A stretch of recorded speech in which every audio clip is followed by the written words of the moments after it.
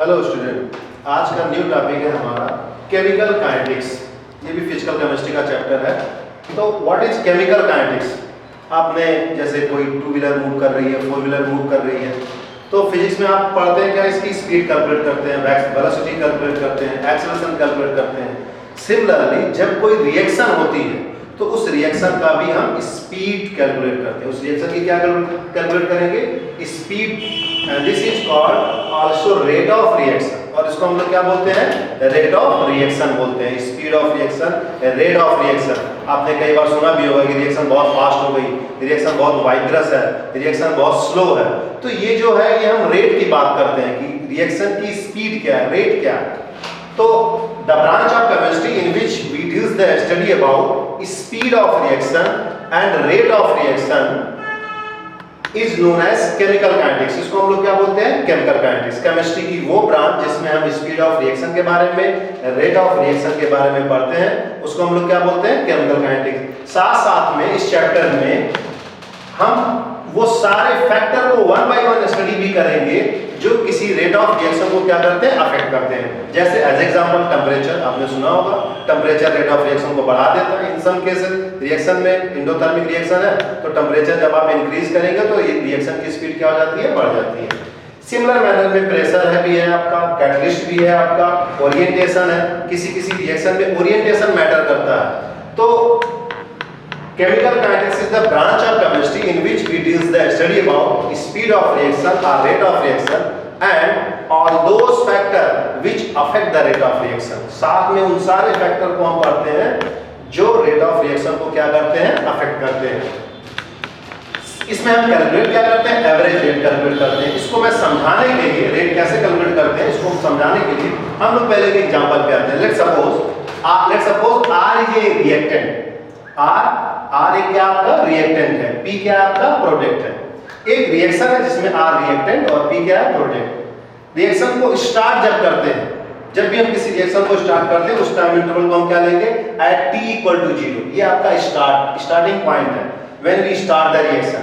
Suppose we start the reaction at that time concentration of reactant is 5 mole per litre.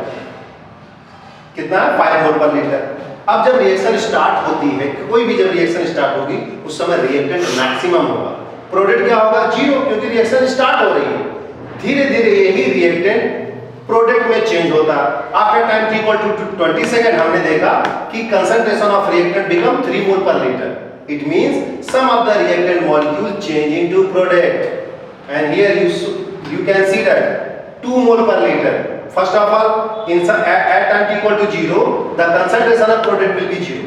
But after time t equal to 20 second, this concentration of product is 2 mole per liter। It means जब आप reaction को start करते हैं तो reactant maximum होता है। As the time increases, जैसे जैसे टाइम बढ़ेगा, concentration of reactant क्या होगी? डिक्रीज करेगी। You also saw at t equal to 40 second 2 mole per liter, 60 second 1.2 mole per liter, t equal to 100 second 0 mole per liter।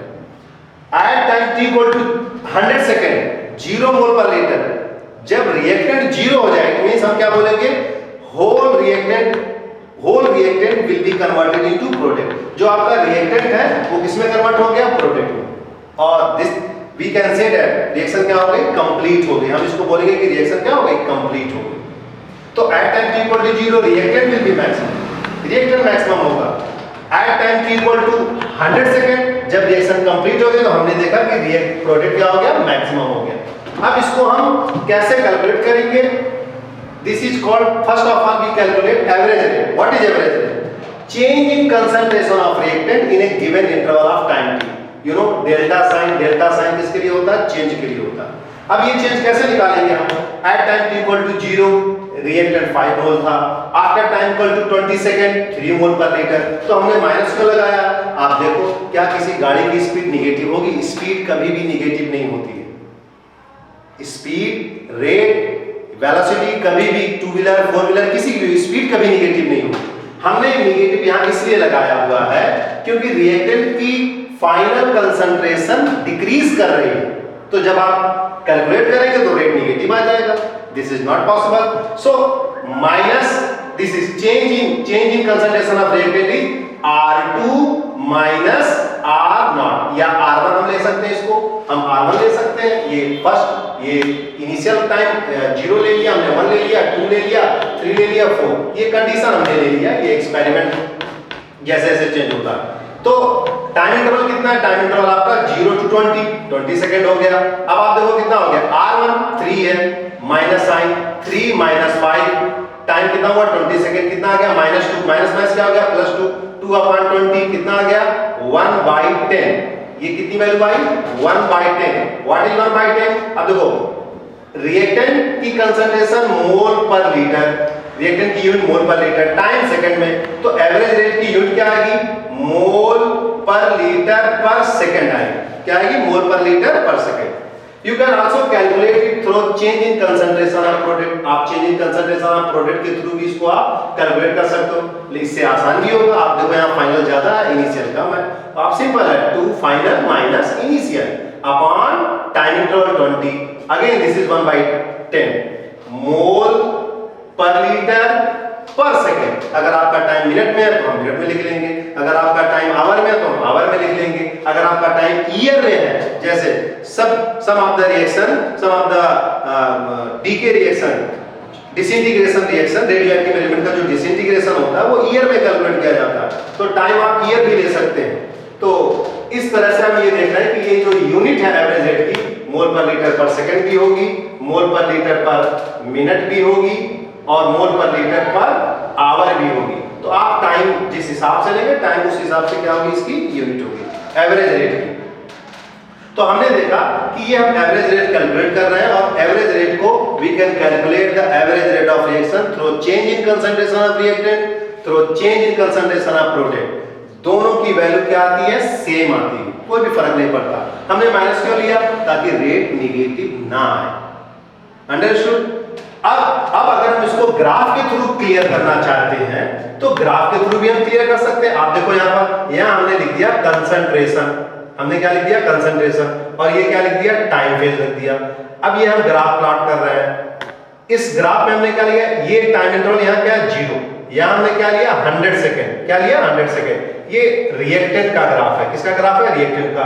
तो अब आप देखो क्या है कि एट टाइम t = 0 रिएक्टेंट क्या है 5 मोल पर लीटर। जब हम रिएक्शन स्टार्ट कर रहे हैं तो रिएक्टेंट मैक्सिमम है, जैसे जैसे टाइम आपका बढ़ रहा है, टाइम इंटरवल बढ़ेगा जैसे जैसे, वैसे वैसे आपका रिएक्टेंट की कंसंट्रेशन क्या हो रही है घट रही है। आप ग्राफ को देखो, एकदम आसान है समझना, आसानी से हम लोग इसको क्या कर सकते हैं समझ सकते हैं। सिमिलर मैनर में अगर हम प्रोडक्ट का ग्राफ ड्रा करें तो आप देखो प्रोडक्ट का ग्राफ इस तरह से होगा, अपवर्ड जाएगा ये, और ये बीच में ये जो पॉइंट आता है ये intersection point, this is a, मैं इसको ए से नोट कर रहा हूं, दिस इज इंटरसेक्शन पॉइंट। हम इसको इक्विलिब्रियम भी कह सकते हैं। Here concentration of reactant will be equal to concentration of product. Getting my point? So we can easily calculate the average rate through change in concentration of reactant in a given interval of time t, through change in concentration of product in a given interval of time t, और average rate की unit मोल per litre पर second, मोल per litre पर minute, मोल per litre per hour. Thanks everybody.